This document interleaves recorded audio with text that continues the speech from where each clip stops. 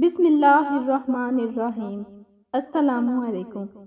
آپا کی صورت لاکھوں میں ایک تھی۔ کسی کی شادی میں اقبال بھائی نے دیکھا تھا، تبھی سے من میں بسا لیا اور امی کے پاس رشتہ بھیجا۔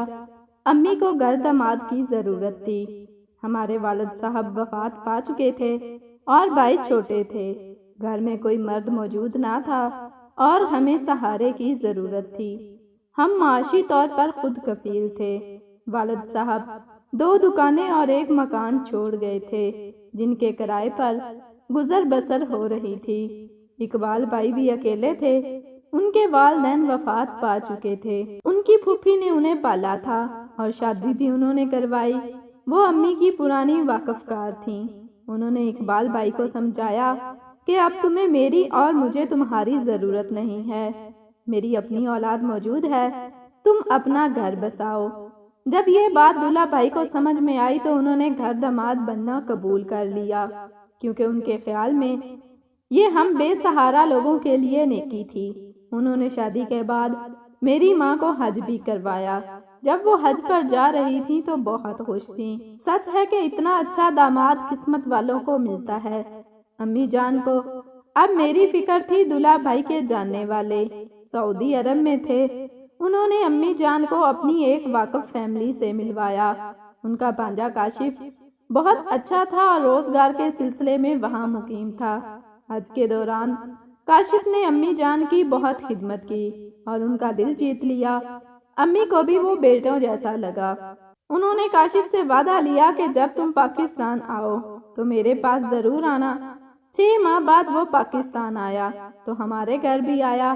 مجھے یہ دیکھ کر حیرت ہوئی کہ اتنا مالدار اور اعلیٰ تعلیم یافتہ انسان کس قدر سادہ اور نیک دل ہے۔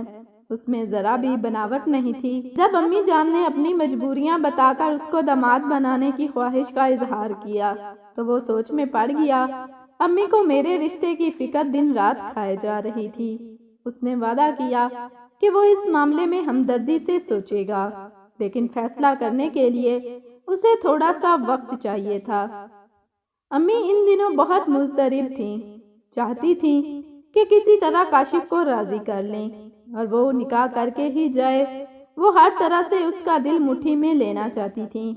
کاشف 15 روز ہمارے گھر ٹھہرا۔ اس دوران والدہ نے اس کی ایسی آؤ بھگت کی کہ میں سوچ بھی نہ سکتی تھی۔ میری ماں میری خاطر کسی کی اتنی خوشامد کر سکتی ہے، میں سمجھتی تھی کہ وہ صرف آپا سے پیار کرتی ہیں۔ امی ایک جہاں دیدہ عورت تھیں۔ وہ اس معاملے کو راز میں رکھنا چاہتی تھی۔ امی نے اقبال بھائی سے اس بات کو چھپا لیا اور کاشف سے بھی کہا کہ ابھی کسی سے تذکرہ نہ کریں۔ 15 روز بعد امی نے کاشف کو فون کیا، بیٹا ہیں دل کی مریضہ ہوں، میری زندگی کا بھروسہ نہیں، تم جلد مجھے بتاؤ کہ تم نے کیا فیصلہ کیا ہے۔ میں بیمار ہوں، مجھے تاخیر سے پریشانی ہوگی، بہتر ہے تم ہاں یا نہیں جو بھی کہنا ہے ابھی کہہ دو تاکہ میں امید میں نہ رہوں اور بے آسرا عورت ہوں، چاہتی ہوں مرنے سے پہلے جوان بیٹی کا بوجھ کندھوں سے اتار دوں۔ امی نے کچھ اس طرح رکت سے بات کہی کہ کاشف کو ہاں کہتے ہی بنی۔ اس وقت لوہا گرم تھا، چوٹ لگانے سے کام بن گیا۔ ہمدردی کے جذبات سے سرشار اس نوجوان نے ایک مجبور بیوہ کا دل رکھ لیا۔ امی نے اسے اتنی مہلت بھی نہ دی کہ وہ اپنے والدین کو آگاہ کر سکتا۔ امی کا خیال تھا کہ اس طرح وہ کاشف کی شادی میں رکاوٹ ڈال دیں گے۔ امی کی کاوشیں رنگ لائیں۔ میری آنن فانن شادی ہو گئی۔ یہ شادی صیغہ راز میں رہی۔ وہ جدہ روانہ ہو گئے۔ 3 ماہ بعد آنے کا وعدہ کر کے امی نے سکون کا سانس لیا۔ اب میں سہاگن تھی اور میری ماں پھولے نہیں سماتی تھیں۔ وہ بڑے فخر سے کہتی کہ مجھے دونوں داماد ایسے ملے ہیں جو میرے گھر کو اپنا گھر سمجھتے ہیں۔ ماں کی بات درست تھی۔ اقبال بھائی نے اپنوں کو ہماری خاطر چھوڑ دیا تھا اور اب کاشف بھی اپنے والدین سے کٹے ہوئے تھے۔ امی جان نے ایک بات اچھی طرح میرے ذہن میں بٹھا دی تھی کہ سسرال والوں کو زیادہ لفٹ نہیں کرنا، ورنہ وہ تیرے میاں کی کمائی لوٹ کر کھا جائیں گے۔ میں ان دنوں 17 برس کی تھی، عقل سے نہیں سوچتی تھی، جو ماں کہتی میں اس پر بنا چوں چرا عمل کرتی تھی۔ امی جان نے مجھے سکھا دیا تھا کہ ساس سسر کے خطوط شوہر تک نہ پہنچنے دینا۔ وہ اگر رہنے آ جائیں تو ان کے ساتھ سیدھے منہ بات نہ کرنا، ورنہ وہ تمہارے گلے پڑ جائیں گے۔ ٹھیک 3 ماہ بعد کاشف جدہ سے لوٹے۔ انہوں نے والدین کو بتا دیا تھا کہ وہ شادی کر چکے ہیں۔ والدین کی آرزو تھی کہ بیٹے کا صحرا دیکھیں، لیکن پتہ چلا کہ بیٹے نے ان کو اپنی خوشی میں شامل کیے بغیر ہی یہ کام کر لیا ہے، تو سخت ارزدہ ہوئے۔ تاہم مجھے دیکھتے ہی ان کی تمام ارزدگی ختم ہو گئی۔ تبھی انہوں نے مجھے ڈھیر ساری دعائیں دی اور سونے کے زیورات بھی دیے۔ میری ساس کی آرزو تھی کہ بیٹے کی اچھی سی بری بناتی اور دھوم دھام سے بہو کو بیاہ کر لاتی۔ انہوں نے یہ آرزو بھی پوری کر لی۔ مجھے خود بازار لے جا کر بہت عمدہ جوڑے خرید کر دیے، مٹھائی بانٹی، غرض اپنی خوشی پوری کی۔ میں مانتی ہوں کہ میں ان دنوں بہت نادان تھی۔ ساس سسر اور ان کے گھر والوں کا حسن سلوک بھی میرے دل کو موم نہ کر سکا۔ زیادہ پڑھی لکھی نہ تھی، جو ماں نے سکھا پڑھا دیا وہی میرے دل پر پتھر کی لکیر ثابت ہوا۔ سسرال میں 15 دن میں شہزادیوں کی طرح رہی، پھر ہم جدہ روانہ ہو گئے۔ جب میں روانہ ہونے لگی، ساس مجھے گلے لگا کر رونے لگی۔ کہا، بیٹی، ہمارا دل تجھ سے لگ گیا تھا، تیرے آنے سے رونق ہو گئی تھی اور تیرے جانے سے ہمارا گھر سونا ہو گیا ہے۔ وہاں جا کر خط لکھنا ہمیں بھول نہ جانا۔ ساس ماں کی جگہ ہوتی ہے، ان کے احساسات کو میں نہ سمجھ سکی، ان کی محبت کو خوشامد جانا، ان کے آنسوؤں اور دعاؤں کی قدر نہیں کی۔ جدہ میں میرے خاوند اعلیٰ عہدے پر فائز تھے، میں نے اتنی سہولتیں خواب میں بھی نہ دیکھی تھیں۔ میں بہت خوش قسمت تھی، میری تقدیر کھل گئی تھی۔ کاشف میرا بہت خیال کرتے تھے، وہ نجی خطوط گھر کے پتے پر منگواتے تھے، لہٰذا میں ان کے والدین کے خطوط کھول کر پڑھتی اور پھاڑ دیتی، ان کو نہ بتاتی کہ ان کے والدین اداس ہیں یا ان کو کوئی تکلیف ہے۔ 10 سال ہم جدہ میں رہے، ہم 3 بار پاکستان آئے، لیکن میں سسرال نہ گئی۔ میں نے کاشف کو مجبور کیا کہ وہ میری والدہ کے پاس ٹھہرے۔ اپنے والدین سے ملنے وہ 1-2 بار سرسری طور پر ہی گئے تھے۔ اب میں 4 بچوں کی ماں بن چکی تھی، ان کو بھی میں ددیال نہ جانے دیتی تھی۔ یہ میری والدہ کی منشا تھی، ان کا خیال تھا کہ بچے دادا دادی سے دور رہیں، ورنہ وہ لوگ بچوں کی محبت کا بہانہ بنا کر ہمارے گھر گھسنے کی کوشش کریں گے۔ انسان خطا کا پتلا سہی، لیکن جب رونت حد سے بڑھ جائے تو خدا کی بے آواز لاٹھی اس کے سر پر آ لگتی ہے، تب اسے ہوش آ جاتا ہے کہ دوسرے انسانوں کے بھی حقوق ہوتے ہیں۔ سکھ کے دن تھوڑے ہوتے ہیں۔ میری بادشاہی بھی اس دن ختم ہو گئی جس دن کاشف کی کار حادثے کا شکار ہو گئی اور وہ ناگہانی اس جہان فانی سے رخصت ہو گئے۔ سارے چراغ یکلخت گل ہو گئے، میرے 400 اندھیرا پھیل گیا، میں دیار غیر میں تنہا اور غیر محفوظ ہو گئی۔ ایسے برے وقت میں کاشف کے چند دوست کام آئے، انہوں نے میرے اور بچوں کے پاکستان جانے کا انتظام کیا، اور جو رقم کمپنی نے دینی تھی وہ بھی ان کی بھاگ دوڑ کی وجہ سے مجھ کو مل گئی۔ میں جتنے عرصے جدہ رہی، ہمیشہ والدہ اور بھائیوں کو تحفے تحائف اور رقوم بھیجتی رہتی تھی۔ والدہ کا گھر حقیقتاً میرے خاوند کی کمائی سے چلتا تھا۔ اب مجھ پر برا وقت آ گیا تو میں نے میکے کی طرف دیکھنا تھا۔ میری آؤ بھگت ہوئی، بھائیوں نے ہاتھوں ہاتھ لیا اور ماں نے بھی پذیرائی کی۔ وہ رقم جو کمپنی والوں نے ادا کی تھی وہ تمام والدہ نے لے لی کہ تمہارے سسرال والوں کو پتہ چل جائے گا تو وہ اس رقم کے دعوے دار بن جائیں گے، لہٰذا یہ پیسہ تم میرے نام جمع کروا دو۔ رقم ماں نے بڑے بیٹے کے نام جمع کروا دی۔ اب بھائی مجھے ہر ماہ قلیل رقم بچوں کے خرچے کے لیے دیتے تھے۔ بچے عیش و آرام میں پلے تھے، انہوں نے تنگی نہیں دیکھی تھی، اب ان کو یہ دن دیکھنے پڑ رہے تھے۔ وہ چھوٹی چھوٹی خواہشات کے لیے ترس رہے تھے۔ میرے ساس اور سسر ایک بار ملنے آئے تو والدہ نے بچوں کو آپا کے پاس بھجوا دیا اور ان سے ملاقات نہیں کروائی، خود بھی نہ ملی اور مجھے بھی کہا کہ زیادہ لفٹ کرانے کی ضرورت نہیں۔ جس کے ساتھ ناتا تھا جب وہی نہیں رہا تو اب ان لوگوں کی کیا گنجائش ہے؟ وہ سیدھے سادے شریف لوگ تھے۔ بہو ہماری مدد کی ضرورت ہو تو حاضر ہیں، بلا تکلف بتا دینا کہ تمہیں کیا چاہیے۔ امی نے مجھے بعد میں سمجھایا کہ یہ تمہارا دل جیتنے کو ایسا کر رہے ہیں، ان کو پتا ہے کہ تم کو کمپنی سے کافی پیسہ ملا ہے، تم اب لاکھوں کی آسامی ہو۔ امی کا کنٹرول میرے دل و دماغ میں بچپن سے تھا۔ ماں قابل احترام ہستی ہے، مجھے ان کی برائی مقصود نہیں تھی، لیکن کبھی کبھی یہی ہستی بڑی ظالم ہو جاتی ہے جب اپنے بیٹوں کی خاطر خود غرض بن جاتی ہے اور بیٹی کا حق غصب کر لیتی ہے۔ امی بیٹے کے لیے اونچے گھروں میں رشتہ تلاش کر رہی تھیں تاکہ ان کو مضبوط سہارا مل جائے۔ بھائی سارا دن امی کے ساتھ میری گاڑی پر چڑھے پھرتے اور میرے بچے پیدل اسکول جاتے۔ میں چپ تھی، اف تک نہیں کر سکتی تھی۔ ماں جیسا چاہتی تھی ویسا کرتی تھی۔ انہوں نے ایک خوشحال گھرانے میں بڑے بھائی کا رشتہ کر دیا۔ زیور اور بری سب میرے پیسوں سے بنایا گیا اور دلہن کا کمرہ سجا دیا گیا۔ گھر کی دوبارہ تعمیر بھی کروائی۔ اچھے گھر والوں میں رشتے ہوں تو خرچے بھی اچھے کرنے پڑتے ہیں۔ بھائی کی شادی پر ماں نے دل کھول کر خرچہ کیا، شاندار ولیمہ دیا۔ میں اپنے بچوں کا حق مارے جانے پر مہرباں لب تھی۔ یہ وہ رقم تھی جس سے میرے بچوں کا مستقبل وابستہ تھا، اور ماں مجھے جھوٹی تسلیاں دیتی تھی کہ حوصلہ رکھ، تیری ایک ایک پائی تیرے بھائی جیتے رہیں، کما کر تیرا قرض ادا کریں گے۔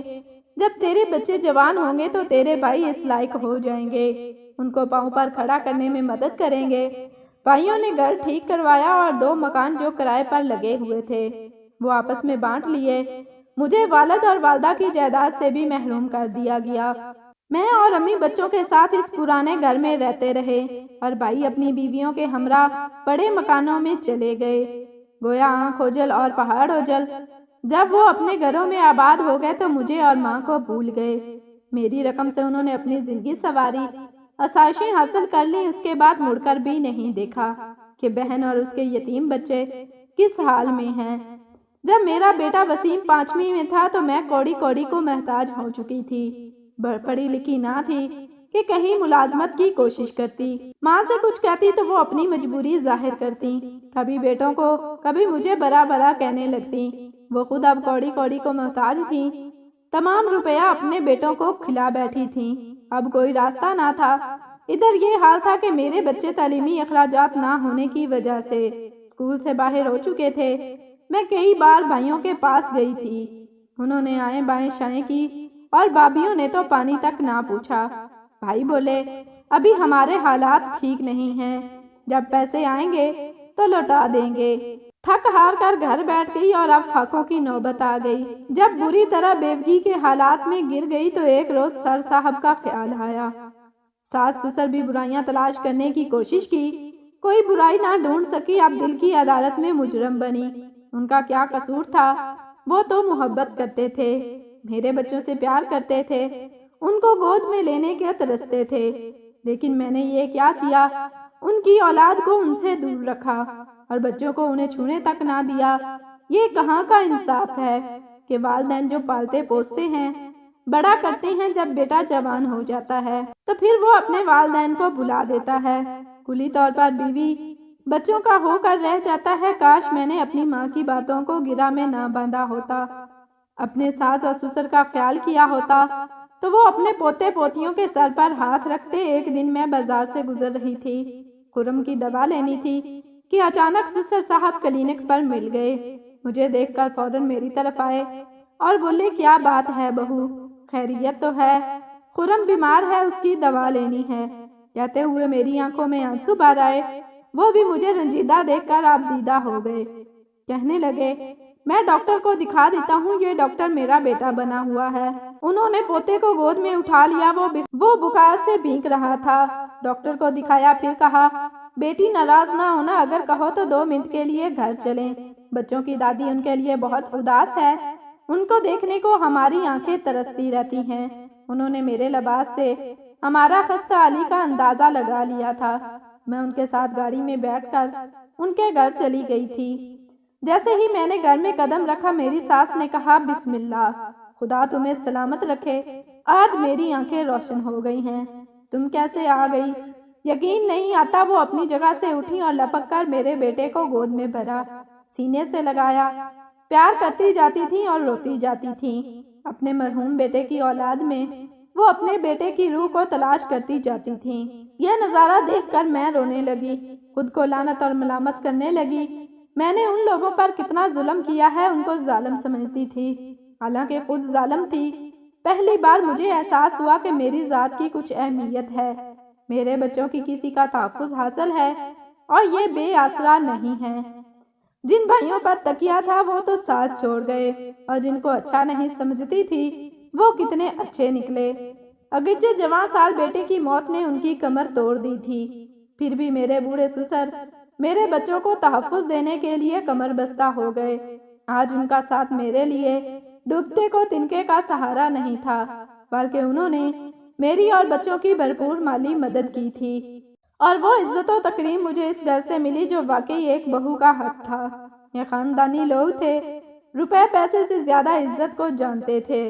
انہوں نے مرحوم بیٹے کی اولاد کو یہ کہہ کر سینے سے لگا لیا کہ یہ ہمارا خون ہے، اور میرے سر پر چادر ڈال دی کہ یہ ہماری بہو ہے اور بیٹی جیسی۔ اس گھرانے کی عزت اسی کے دم سے ہے۔ میں سسرال میں رہنے لگی، ان لوگوں کا سلوک میرے ساتھ بہت اچھا تھا۔ مجھے اپنے کیے پر شرمندگی ہوتی تھی، میں خود کو ان کا مجرم سمجھتی تھی، ان کو تکلیف دی تھی، انہیں ان کے بیٹے سے دور رکھا تھا۔ اپنے بچوں کو جن سے چھپاتی تھی وہ تو ان پر جان فدا کرتے تھے۔ میرا یہ خیال بھی غلط تھا کہ ان کو دولت کا لالچ ہے، ان کو کسی قسم کا لالچ نہیں تھا۔ انہوں نے تو مجھ سے پوچھا تک نہیں کہ مجھے جدہ کمپنی سے جو پیسہ ملا وہ کتنا تھا اور وہ رقم کہاں ہے، بلکہ وہ کہتے تھے کہ بہو غم نہ کرو، دولت چلی گئی تو کوئی بات نہیں، دولت آنی جانی چیز ہے، لیکن رشتے دولت سے افضل ہوتے ہیں۔ میں نے خود ان کو بتا دیا کہ والدہ نے کمپنی سے ملنے والی رقم بھائیوں کو امادن دی اور انہوں نے خیانت کی۔ سسر کہنے لگے بیٹی غم نہ کرو، تمہارے بھائیوں کی زندگی میں گئی تو گویا تم نے ماں کی خدمت کی اور تم جنت کی حقدار ہو گئی۔ میرے پوتے پوتیوں کے لیے ہمارے پاس اللہ کا دیا بہت کچھ ہے۔ اب مجھے پتا چلا کہ اچھے لوگ کیسے ہوتے ہیں، وہ واقعی فرشتہ صفت تھے۔ میں نے اب جانا کہ میں کتنی خوش قسمت ہوں کہ مجھے ایسا سسرال ملا، اور میں کتنی بد نصیب تھی جو اتنے عرصے ایسے لوگوں سے دور رہی۔ اب سمجھ میں آیا کہ ساس سسر بھی بات کی طرح ہوتے ہیں اور نیکی کا پھل ضرور ملتا ہے۔ اچھائی رائگاں نہیں جاتی، بلکہ برائی انسان کو نفرت کے پاتال میں ایسے پھینکتی ہے کہ آدمی دوسروں کو فنا کرنے کی چاہ میں خود ہی فنا ہو جاتا ہے۔ ہمیں ماں باپ کی قدر کرنے کے ساتھ ساتھ ساس سسر کی بھی قدر کرنی چاہیے۔ آج میرے بچے تعلیم یافتہ اور اچھے مقام پر ہیں تو میرے ساس سسر کے دم سے، ورنہ میں نے تو ان کی بربادی میں کوئی کسر نہیں چھوڑی تھی۔ آپ کو میری سٹوری کیسی لگی؟ کمنٹ سیکشن میں اپنی رائے کا اظہار ضرور کیجیے گا۔ ویڈیو کو لائک اور چینل کو سبسکرائب کر دیں۔ جزاک اللہ۔